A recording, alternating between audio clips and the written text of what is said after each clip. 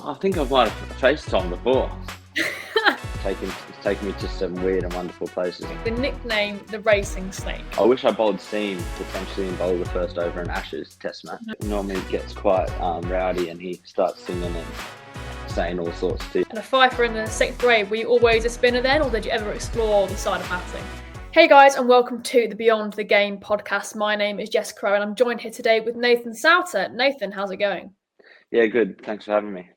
Good. So today we're going to be talking about all of your journey throughout cricket and then your life beyond the game also. But I want to know, what was life like for you growing up? You're born and raised in Australia. What was your journey into cricket? Yeah, I probably started watching my dad play indoor cricket at a young age and being dragged along to that on some cold Saturday evenings or Wednesday nights or whenever he played. So yeah, it started with that, and then obviously my love of the game grew from just playing in the front room as a young kid, and then in the back garden or out the front whenever I had the opportunity to play. I was just very keen to do so. Yeah. Brilliant. And was there ever kind of a pivotal moment for you where you knew that this is what you wanted to do for a career? I'm not really sure. I just kind of loved playing, and I think I might have been like 12 or 13 at the time, and I played for my local grade club at Blacktown, I think in the 6th grade, and I think I got a fifer, and then I was kind of like, oh, I'm actually okay at that point. But yeah, that was probably the moment where I realized, oh, this could be something I could want to do. And a fifer in the 6th grade, were you always a spinner then, or did you ever explore the side of batting? I was probably more of a batter. I was more of an all-rounder throughout my junior years, but yeah, I was a medium-paced bowler, just slow swing until about the age of 12, but they told me I didn't bowl fast enough anymore. So Dad was like, "Oh, what are you going to do? You're going to be more of a batter." And I was like, "No, I can bowl spin," which no one really thought I could do. But yeah, kind of started in the backyard with a cricket ball, which I think Cricket Australia might have brought out with. It was a Shane Warne ball, which taught you the grip kind of thing, and I just went from there really. Excellent. And you mentioned Shane Warne there. Were there any sort of players that you grew up watching on TV that you saw as an inspiration? Yeah, obviously I loved Ricky Ponting and Shane Warne, of course, and then obviously Michael Clarke as more my teenage years was he'd come into the frame maybe I think around 2003, 2004. So yeah, that was kind of that were my favourite players, and a bit of Steve Waugh before that as well. And now flipping that question so slightly then, were there any players that you actually grew up watching as an inspiration that you've been able to share the field with now? Not particularly. Probably obviously AB de Villiers, Brendan McCullum. I got coached by Daniel Vittori, so like them kind of players. Probably AB and obviously Owen Morgan at Middlesex when I was there. So yeah, they're kind of players you obviously look up to, and I think that was a bit of a dream to play with McCullum and AB, and obviously more Owen as well. So yeah, they've been the players, and obviously been lucky enough in the last couple of years at the IL you can play with some of the biggest names in the world. So that's been quite an experience really. Excellent. Now you mentioned Middlesex there. You made your county debut at Middlesex in 2015 and played there until 2022. That's quite a long time to play for a county. What sort of effect did the club have on you, and how did you see yourself develop as both an individual and a player at the club? Yeah, obviously I moved over to the UK to just play some club cricket back in 13, and I was just trialling at Middlesex at the time. So yeah, I didn't really think much about it. First summer I come over for just a bit something different. I had finished an apprenticeship in Australia, and Mum made me do that, so I had something to fall back on if cricket didn't really work out. So that was kind of just a loose plan, was to come over here, enjoy the summer, and see where it took me. And then I was lucky enough to get a trial at Middlesex at the back end of that season, and then the next year I had a whole season with them. And then obviously, yeah, you mentioned that debut back in 2015. So yeah, it kind of was a windy road to get there, but yeah, Middlesex was good. I enjoyed my time there, and obviously I was never thought about really leaving there, but things happen and things change. So, but yeah, it definitely developed me as a person. Obviously, living in London, it was such a different eye opener to where I grew up in Sydney as well. So there was a lot of different things that happened in my life in that period, and I'm grateful for having that time. Of course, and then moving over to Durham in 2022. What makes that club so special to you? Durham definitely is a club really close to home, as in Mum was born in the northeast, my nan and grandfather were born in there, and I still got I've got a great aunt who's up in the northeast still, and my mum's cousin as well. So it's really like a home away from home, really. So obviously it has that connection for me in the northeast, which I think I always like. It means you're playing for a little bit more. You're playing for people in your life, and I think that's really hit home for me playing for Durham at the moment. It's just probably brought the best out of me as well. Yeah, absolutely. And now, as a spinner, obviously the pitch can play a big role in how you perform. Are there any pitches around the county circuit that are more of a favourite for you? I definitely like the Riverside. I think obviously ground dimensions are quite helpful. The wicket is normally offers a little bit here or there. Obviously, being a bit colder in Durham, it's not so good for the spinning fingers, but I think it helps as well when people trying to hit you out the ground doesn't go as far. But yeah, I definitely like playing at the Riverside. The North Group is a little bit more. I think Old Trafford's always nice to have a bowl at, especially if you can get there in the middle of the summer. But yeah, I think they're the two grounds I enjoy bowling at the most, probably in the North. Lovely. And now, being a spinner, then obviously it's really important for you to have that support group around you, working on your game consistently. Are there maybe one or two players or coaches that you've leaned on throughout your career to have that support there? Yeah, definitely. I've got a coach who I worked with in Australia since I was young, probably since I was about 14 or 15. Anthony Clark, he's currently the Australian under-19s coach. I've worked with there, and also Kyle Crowe, your father, who I've done a lot of work with over the last couple of years, and probably another person who's quite close to him is Mark Lane, who I lent on a bit of when I was at Middlesex as well, because everyone that I seem to try to work with just try to keep it really simple and just like work with my strengths rather than really reinventing the wheel. So that's really helps me. Absolutely. Now, expanding on my point earlier about the grounds around the county circuit, then, what are some of your favourite grounds to play at around the world? Definitely, I think the two London grounds are probably my two favourite. I think the Oval's, the atmosphere and the pitch there is quite obviously a little bit seamer friendly at times in the 100, but I think I really enjoy that. It's got a bit of pace and a balance, and obviously a Thursday night or a Friday night in London, you can't beat that, full houses. So, but yeah, Lords, I think Lords is probably my favourite to bowl at, as in I think utilising the slope. Obviously played, like you said, 7 or 8 years at Middlesex there in mainly white ball cricket. But yeah, trying to utilise that slope to the best of my ability kind of helps with my action a little bit. So I think that's one of my favourite grounds in the world. Yeah, and talking more about Lords there, then, not a lot of people can actually call Lords home for as long as you did. What is that like as a player walking out of the pavilion onto the pitch at Lords?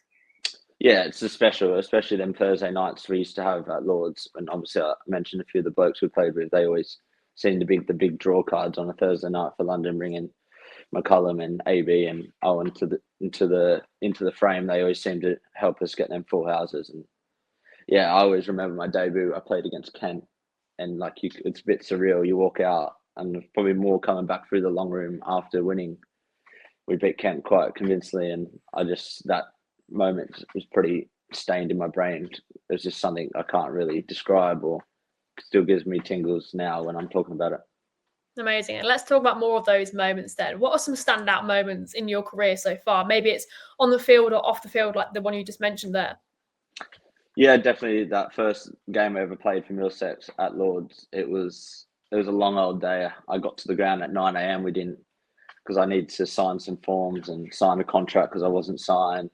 Had to speak to someone from the ECB because I had obviously the English passport, but I hadn't. I had to sign a declaration so I would play in England. So that day was the longest day of my life. I don't think I got home till 1 a.m. And then yeah, that was a special day. And then obviously I've had lucky to win 200s at Lords. That's quite a special memory. But yeah, probably the one that sticks out the most in the last couple of years would be obviously them 100 wins. But I think when I moved counties to Durham, I went on loan and then I signed a full-time deal. And the first game I played as a full-time signed at Durham, I got 5 for at Northants. And it was this sense of just pure relief that after everything that had been through for the last 12 months before that, was just to get back to doing what I loved. And then obviously it's obviously a real personal thing, but to do well at your new county, it was really special. Amazing. Okay, then let's move on to your life beyond the game then. When you're not playing cricket, what are you doing to relax and take your mind off the game? Yeah, well, I'm not sure how I relax. That's one of the hard things for me. I'm kind of always on a bit edge, but yeah, I'd try to play some golf and just get out and about. Really, my wife tends to try to get me out in London doing other things, but yeah, I don't mind going for a coffee and just chilling out really. But yeah, golf's my main getaway. Have to be competitive and doing something still. That's my main thing. Throwing a few darts or something like that. Lovely. Now, you might have just answered my question here, but if you weren't a cricket player, what would you be doing? I'd like to say I'd like to play golf, but I think seeing how the dart scene is, I kind of that atmosphere of throwing a few darts at the board and everyone getting excited over. I think I'd like to be a darts player. I think. Lovely. Okay, well, we've got a new Luke Litter on our hands then. So now cricket has taken you all around the world. Where have been some of your favourite places to travel, maybe with cricket or maybe without cricket? Yeah, obviously cricket. Yeah, it's taken me to some weird and wonderful places now. So yeah, I went to Nepal, lucky enough, in December. That was cool. Obviously Dubai, but yeah, I enjoyed going to Guyana in last September. That was something I didn't really have on my radar at the time. But yeah, that was definitely an experience and a cool place to say I've been. I can imagine, and we'll get onto that franchise cricket in a bit. But are you kind of someone who likes to be away from home and travelling, or are you a bit more of a home bird? I get a bit bored either way. So yeah, I don't know. I do like being in my own bed and staying home, but I think I do like the excitement of being away and being in new environments. It's definitely challenging, but yeah, I don't really. That's hard. That's a hard one. I think I need to be moving, so probably on the move. Yeah, good answer. Okay, now I want to know the nickname, the racing snake. Where on earth did that originate from? I think it's so cool, but where did it originate from? It's I don't know. They started calling me Snake because I slithered around the outfield quicker than the infield. They said, and then I started it just started kind of, and then the racing bit. I don't really know where that come from, but I kind of put it as my PlayStation name, and then it kind of people, and then obviously Tom Moody caught on with that, and he ran with it, and it kind of has gone a little bit more wild from there, really. Excellent. I love that. Okay. And now playing in multiple teams then, again, which we'll get onto in a minute.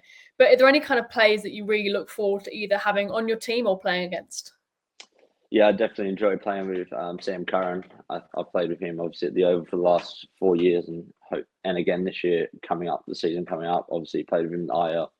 Yeah, he's just obviously a world class player, and if you got him on your team, you know something special could happen any day. So yeah, I really enjoy playing with Sam. Definitely. Okay, then now you don't necessarily have to be good at it, but what is one other sport that you'd like to be able to play professionally? Okay, let's say apart from golf and apart from darts. Tennis maybe. I feel like that's another cool one. You seem to be always on the road, and you get to go to play tennis, and they seem to be playing in some of these countries, obscure countries, and all these places around the world that look really cool. And again, following the sun. Nice. So you've got Ali Pali and Wimbledon coming up. Okay, nice. Yeah. So now I want to know, what is one thing that people might be surprised to know about you? I'm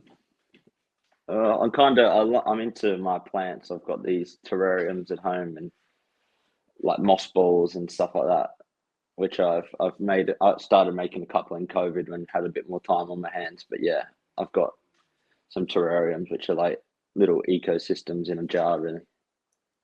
Nice. I love that. Okay. Now a bit of a random one. Okay, so you get to bowl any over in any match in history that's ever happened. Which game is it going to be and why? Oh, that is a tough question. Tough question. I wish I bowled seam potentially and bowled the first over an Ashes Test match. Mm-hmm. Not sure I want to bowl the one Stephen Harmison did, but back in 2007 to third slip. But yeah, probably an Ashes. I think an Ashes. I probably would love to bowl the ball Shane Warne did to get his 700th wicket at the MCG. That is probably one of the coolest moments I can remember in recent cricket history. Excellent. And now, do you have any cricket superstitions or any certain routine you follow? I've heard a lot of weird and wonderful superstitions over my time. Not really. Nah. No. So just put your left sock on first, maybe sometimes. That's about it, really. Nothing too out of the ordinary. Love it, keeping it basic. Okay, so who is one of your funniest teammates to play alongside then? Who always gets the change room going? It's probably one of the most recent teammates would be Ben Rain. He's definitely a larrikin, and he definitely brings the fun to the Durham change room. So yeah, whenever Rainey's playing, it's very good fun. And either in county or franchise cricket then, what is one of the loudest, liveliest or funniest team buses to be on?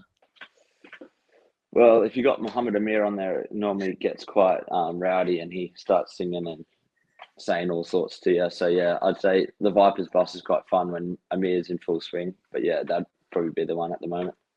Excellent. Okay, now moving more on to the franchise side of cricket then. I'm going to start here in the UK. You've been with the Oval Invincibles since the first edition of the 100, 2021. How have you seen the tournament itself and the club, develop over those 5 years? Yeah, it's definitely growing, I think, as in you start to get noticed in the streets a bit more, as in the last few seasons I've noticed people like looking at you a bit like, oh, and then they start pointing. That's definitely changed from the first couple of seasons. Obviously, I think the growth of the women's game as well. You can see the crowds getting bigger every game. We turn up now, and the crowds near capacity at the Oval before we've even arrived, which in the first couple of seasons is probably on the lower side, which is, I think that's credit to their game and where it's going to as well. But yeah, I think that's probably the biggest changes. I think people noticing more. I think people getting more involved. I think it's starting to get a little bit more like South v North in London, Manchester v Yorkshire, like that kind of vibe, like it is in the Blast of the Roses. So I think it's getting a little bit more rivalry, which is I think what everyone wants. Excellent. And now the Oval Invincibles as a franchise has seen a lot of success over the few years of the 100. But what do you think has been key to the men's team's success? Back-to-back wins. Yeah, I think we've pretty much kept the core of the same squad from season one. I think there's still seven or eight of us from the first season still there. So I think that's been huge because you just turn up and you know your roles, and everyone else kind of slips into the places that we need. And Tom does that really well. He always seems to keep a strong core, or just the core that he likes around. Doesn't always mean you're going to play. The first couple of seasons I stayed around, I didn't play, but then you get your opportunity further down the road. So I think, that's been key to us. I think obviously it helps when you have very good players as well. And I think we just all we've gelled really well over the last couple of years, which is, I think we've just got the mix really right now. So the first couple of years is obviously no one really knew what the game was probably about. We were a bit naive, I think, in the way we played at times. And we got to season 3 and we sat down and we really said, well, this is how we think we should play. And we've kind of just gone from strength to strength, really. Yeah, and talk to me more about having Tom Moody as a head coach then. What's it like having him in the team, and how important has his role been to see you to success? Yeah, I think, like I said, I think he's very good at just keeping the group going in one direction all the time. And that's the key. I think for me, it's just very the clarity of just being like, this is what it is. If he needs you, he tells you what he needs from you. If you don't hear from him, it means you're probably going all right. And if you're not hearing, so that's just it's very simple for the group. And obviously we've had some very good players over time, and he always seems to, the hardest thing is getting everyone on the same page. And I think that's what he does very well.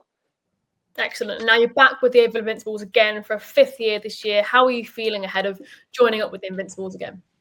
Yeah, I'm very excited. I think hopefully we can go again and win again. But yeah, it's just starting well in the 100. Sorry about that. It's such a short tournament. And if you don't start well, you can be on the back foot very quickly and you're chasing your tail. So sorry. What we've been very strong about the last couple of years is about getting a good start, everyone being on board. And this is what we're going to do from ball one. So if we can do that again, I think it'll hold us in good stead, and hopefully we can challenge for the title again. Yeah, definitely. Okay, then moving over to the UAE then. You played for the Desert Vipers in the IL T20 for the last 2 years. What is that competition like to play in? Very hard.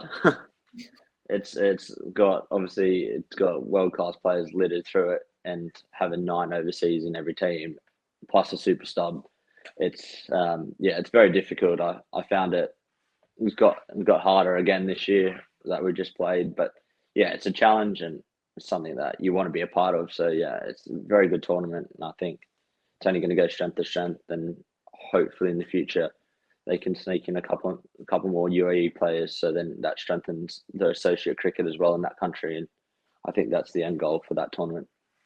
Yeah, and let's talk more about the Vipers as a franchise then. I mean, it's very safe to say the resort we stay in, how they look after the players and the staff is just, unbelievable for a franchise. So what effect does that have on you as a player, and how does it positively impact you? Yeah, it's just nice waking up every day and just knowing that someone cares about you, and you're just treated really well. So it's just like, yeah, it's hard to explain. It's just like nice to have that cushion of people that you can go to, if it's the head coach or it's the physio or it's the masseuse. You're always catching each other at breakfast. You're always seeing each other around the hotel. It's just a really nice vibe, and I think it helps a lot for the players especially when you're away from home for periods of time. Like, I think this season might have been 5.5 weeks. So some people are going to perform better than other people, and some people are going to not perform how they want. So, but I think what they do well at the Vipers is always everyone's like I said, again, similar to everyone's on the same page, everyone's moving in the same direction. And if you're not, then potentially you won't be there the next season. So I think that's always the best way to. Yeah, no, definitely. Okay, then let's move over to the Caribbean then. You played in the CPL last year for Guyana. What is that tournament? I mean, I went out last year to go and watch in Trinidad. The vibe is just, it's like nothing else, is it? Yeah, they call it the biggest party in sport, I think.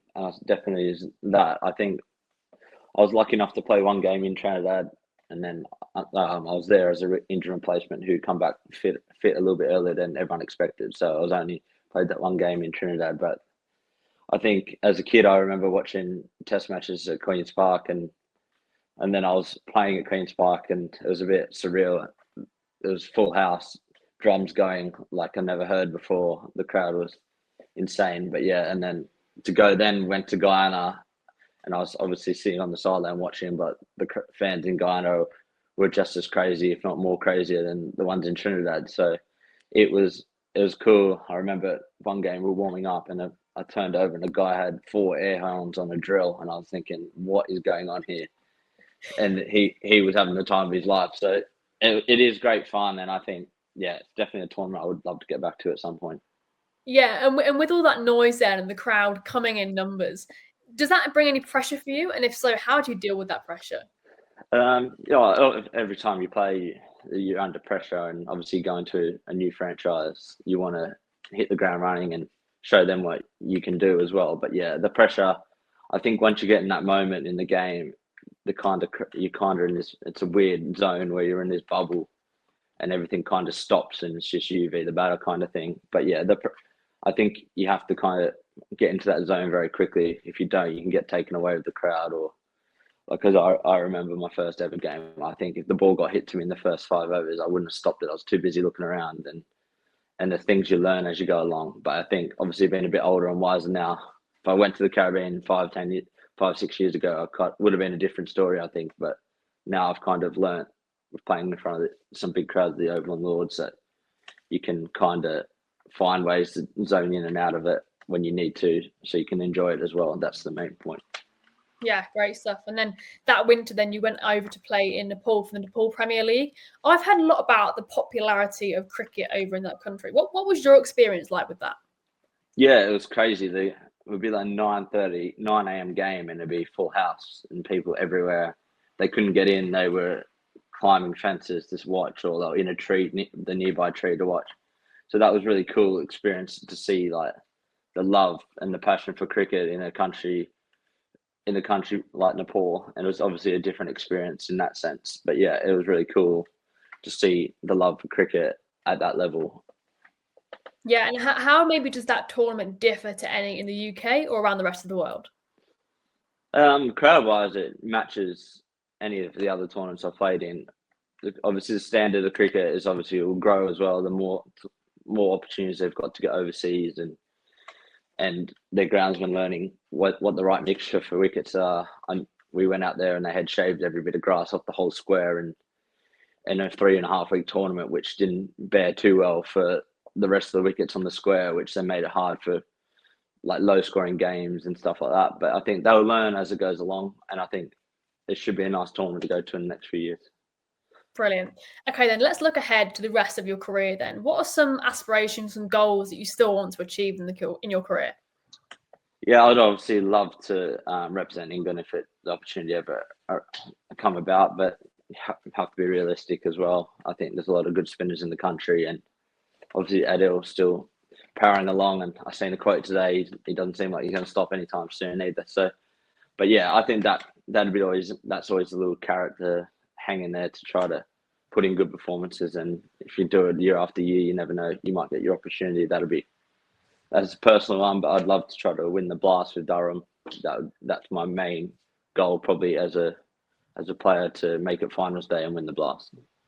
Excellent. Great stuff. Okay, well, to finish off then, we're going to play a couple of games. So the first game is going to be blind ranking players, and the second is going to be this or that. So have you played either of these games before? Yeah, I think you so. Know how so basically, with the blind ranking, I'm going to go back to your roots, and I'm going to tell you 5 Australian spinners to blind rank. Okay. So the first one is Shane Warne. He's got to go number 1. Yeah, I presume Pretty easy one, yeah. Yeah. Okay. Number 2 is Nathan Lyon.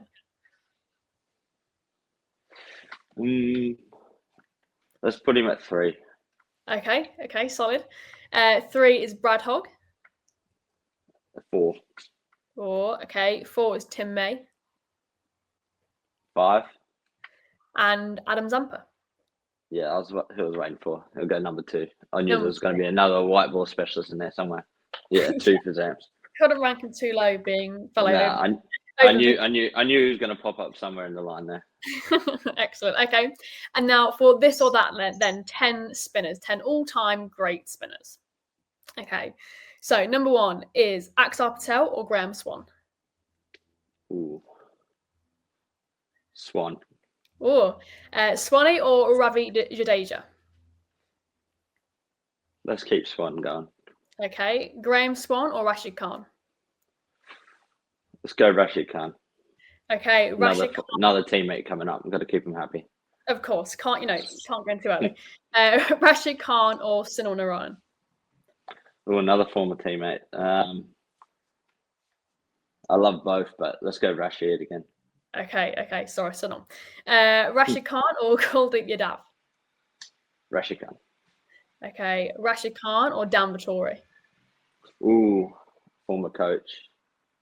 Used to love Dan, but I'm going to keep to my leg spinning roots. Rashid Khan. Oh, he's doing well. Okay, Rashid Khan or Michael Bracewell. It's got to be Rashid Khan. Rashid Khan or Jim Laker. Ooh, former legend, but Rashid Khan. Keep on the white ball side. Okay, he's going strong. Okay, Rashid Khan or Mitchell Satner. Can't be picking someone that's playing for the Northern Superchargers. It's a Rashid Khan. Rashid Khan, he did very well during that. I'm very impressed. Okay, amazing. So then to finish off, we always do a segment where the past guest asks you a question, then you have to ask the next guest a question, but you don't know who the next guest is. Okay, so firstly, I'm going to show on screen the question that the last guest asked you. Okay. So if I bowl an over at you, how many runs do you think you're taking me for? Oh, I think I might have faced Tom before. I mean, let me. I'm going to say. Go on. You go. Let's say 11. 11. See, he said you might say 36. So I think I'm not that good. I hit him for 1-6, and then he got me out. So I'll take 11 off the over. To be fair, though, he did get asked who was winning between him and John Thompson in golf, and he's never even seen JT play. So he just said, "I'm going to back myself, and I'm going to win." So I was hoping 36, but there we go. Definitely not 36. He's a good bowler, and I can't bat very well, so I'll take 11. Don't say that. Okay, perfect. So now I want you to ask the next guest a question without knowing who they are. You can have a minute to think if you need. Who is ready? Yeah. Who is faster over the outfield? Oh, Excellent one. This is coming from the racing snake himself, so this could be interesting. Yeah, Well, I thought I'll throw that one out there. we'll see the answer next episode. But Nathan, thank you so much for joining us today. It's been a pleasure. No dramas. Thanks for having me.